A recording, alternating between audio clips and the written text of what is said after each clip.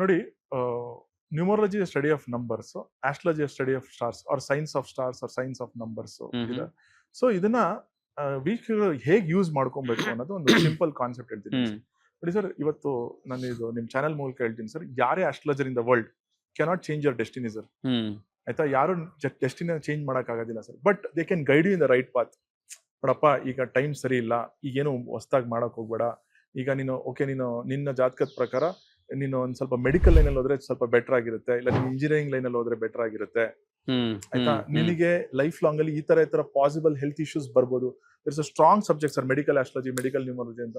So ಅದರಿಂದ ನಮ್ಗೆ ಏನೇನ್ ಪಾಸಿಬಲ್ ಹೆಲ್ತ್ ಇಶ್ಯೂಸ್ ಬರ್ಬೋದು ಅಂತ ಮುಂಚೆನೆ ಗೊತ್ತಾಗುತ್ತೆ ಸರ್.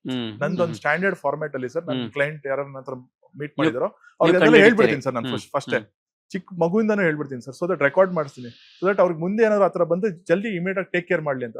ಸೊ ಇದನ್ನ ನೀವು ಈ ತರ ಯೂಸ್ ಮಾಡ್ಬೇಕು ಸರ್.